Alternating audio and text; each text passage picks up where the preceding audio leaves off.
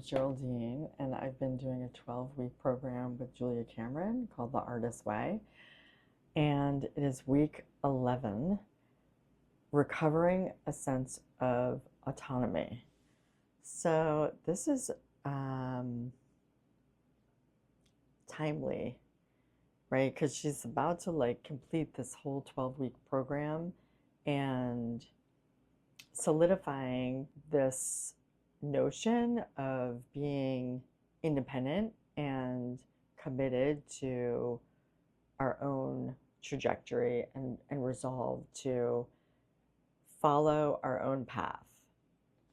This is hard. I mean, at times it can be easy when you're having success, when you're selling your work, when you have a direct exchange with the work that you make and money. But sometimes it doesn't always go like that, especially if, she talks about sometimes following your inner artist creates work that sells, and sometimes it doesn't. And you still need to follow your inner artist because that's the call of being an artist. Keep wanting to make this correlation between a lot of people like parents don't love when their kid comes out because it's like a difficult path, like if you come out, if you're gay, or if you have other preferences other than the norm, whatever the norm is, it's not like an easy life. You have to kind of fight for it and become resolved, and you have to create like your crew, like a new family that gets you, that knows you, that understands what those particular struggles look like. And I think it's similar for an artist. I don't think it's necessarily an easy life. So, I think there's something like if you are a parent, it's like in some way you always you don't want your kid to suffer. You don't want it to be like a challenging, difficult life. On the other hand, for me, both of my kids are in the arts, and while of course I want them to be well taken care of and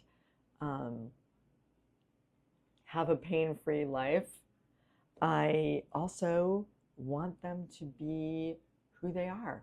I want freedom for them, and this is what I wish for my inner artist. So for myself, this is what I wish for myself, is to have that same self-respect and that same honoring of freedom, basically. So it can be tricky.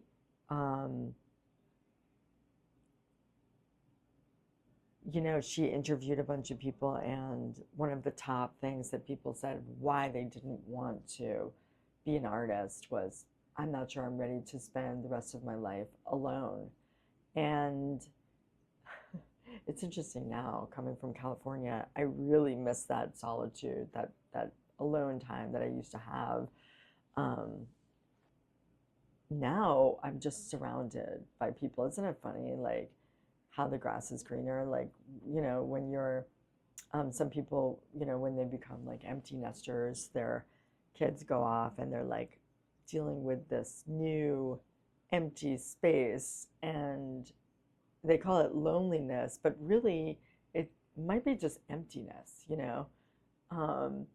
and then what do you do with that emptiness? How do you fill it? How do you carve out like a new space for a new self, for a new chapter, for like a new a new identity, right? Like for so many years I was a mom. I mean, I'm still a mom, but that's a part of my life. That's not my whole life.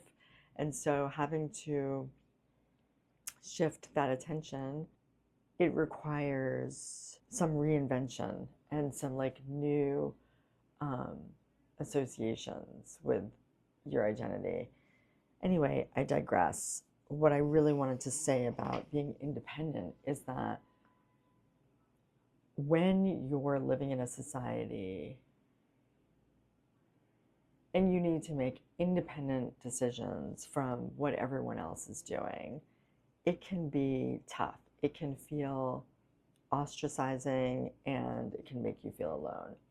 However, just knowing how many artists that she's worked with that struggle with the same type of issues makes me feel like, wow, okay, this is like I'm not just out there in the wind, like during some during the dips, right? So like if I'm low on cash, that's one kind of dip, or if I'm low on creative reserve, that's another kind of dip.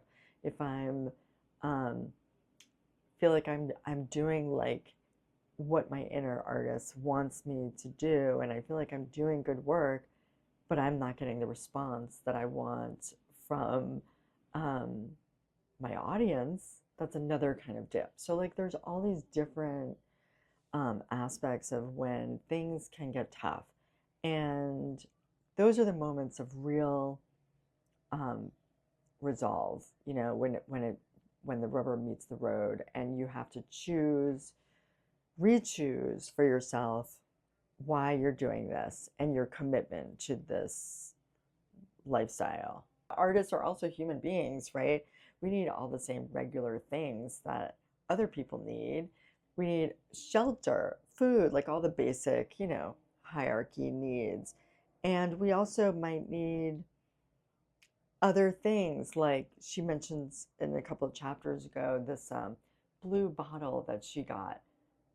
And it set off this inspiration for writing um, in Paris in the 1930s. So, you know, making room for those kind of um, important frivolities, you know, so like I think having the discretion to understand what is important um, and not just go out and be like binge shopping, that would be like a toxic habit, but like really understanding and knowing yourself and knowing what you need and what is important, including regular friends, you know, from different walks of life, you know, and even though those regular friends might not fully appreciate or understand why you would choose this difficult life for yourself, that's okay. That's where I think this autonomy comes in, and making sure that you do have um, a couple of people in your corner that really do understand why you would choose this difficult life. She also says creativity is oxygen for our souls. Cutting off our creativity makes us savage. I 100% agree. Other people have witnessed me in this state. I have witnessed other people and other artists in this state. It's sad and frightening and unnecessary. And I think it comes from this lack of commitment to really just accept who you are. As artists, we are spiritual sharks. The truth is, if we don't keep moving, we sink to the bottom and die. The choice is very simple. We can insist on resting on our laurels, or we can begin anew. The stringent requirement of sustained creative life is the humility to start again and begin anew. How true this is. It's like constant shedding, and even when there's successes, letting it go and starting again, making original work. You know, each one is its own caveat. So I just wanted to go through a couple of tasks I was better about the morning pages this week. It felt like I had like something around me when I do the morning pages, just like an extra room, an extra layer, which is so beautiful. Now I've been doing this for about 90 days. I feel like I need to make a video of what it was like to journal for 90 days. I'm gonna go down and just share with you which tasks I chose to do this week. Um, Task number 1, record the basic principles. Oh, writing your own artist prayer. I think this is great. Task number 3, get a creativity notebook and write out different aspects of your life and like 10 wish things for each. I think this was a nice alternative to doing like a vision board or a Pinterest type of thing. If you align more with writing, this is like your jam right here, task number 3. Because then she's, it's also a nice moment to get a new notebook because we're kind of winding up. So it's sort of like a send off, very clever. Task number 8, write a letter to myself.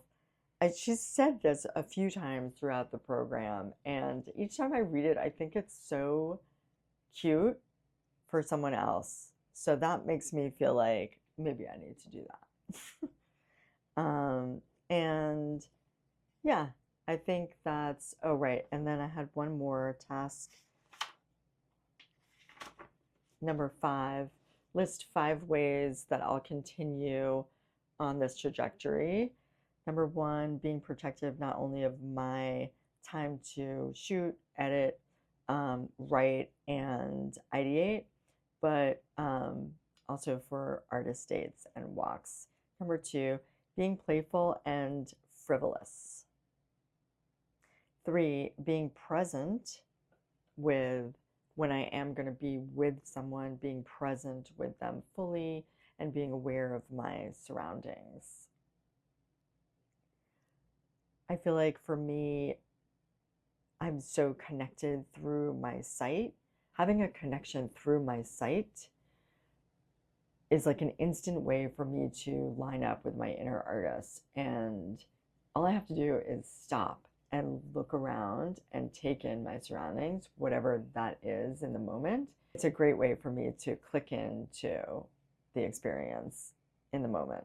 Number 4, taking charge and ownership of my money. So ebbing and flowing.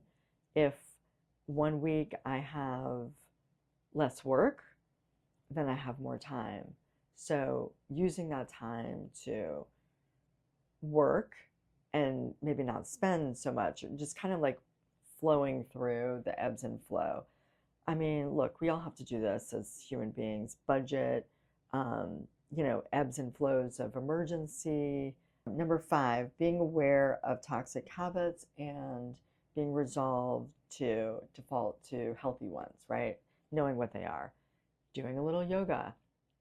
I'm not like a big yoga person, but lately I'm just really feeling yoga with Adrienne because she's so like user friendly, and I feel like checking in and just lying on the floor, and it immediately makes my nervous system calm. So I've been doing more of that lately, going for walks, putting on some music, listening to an album, just chilling. Those are my go-tos for taking a really hot bath. Those are my go-tos for like changing the direction. If I'm in a funky place, or if I'm frustrated, or if I'm, having a hard day, those are my go-tos. If you have great success and you make it big, or you have big successes, I think it's also riding the wave of those successes. And that can be its own, I mean, that's a high, but it's also how to navigate that experience and stay the course and ride the wave, enjoy those high moments, but also kind of ground myself and come back to the road, which is doing the work. And she talks about self-respect. As an artist, my self-respect comes from doing the work one gig at a time, one painting, one video at a time, and staying the course of what that requires from each dip. And it requires like flexibility in your mind and being an independent thinker, knowing when it might be time to go home and pull away from a party, or maybe it's time to stay at a party, like understanding the nuances of what it means to be an artist in your own life. Francis Bacon, the job of an artist is to deepen the mystery. I love that. That is so beautiful and like juicy. And it makes me feel like I want to lean into the unknown and don't be afraid, as Julia Child would say, and just go for it. You have big successes. I think it's also riding the wave of those successes. And the bottom line of this week 11, recovering a sense of autonomy, is really accepting yourself as an artist or creator, or really accepting your heart. Like if you feel like your soul is pulling you into another direction to do like a hobby and carve out this time for yourself, follow it. It's like life is for living. I heard someone say the other day, like, all of the stuff that we do, the money that we make, the car, the house, all of this is going to be irrelevant. And we're going to be irrelevant, in whatever, 100 years. Maybe no one will even know our name, but like experiencing life and making time to do that is beyond just being an artist. Like, be a human being, right? Just make time to be. I am gearing up for week 12. I know there's going to be some God talk in there, but I realize that I have not focused so much on that aspect. That's okay. I think for me, I needed to go through this in the way that I did. I'm just going to address some of that in week 12 and what it means for me and how I can sort of have a takeaway. Okay, see you next week.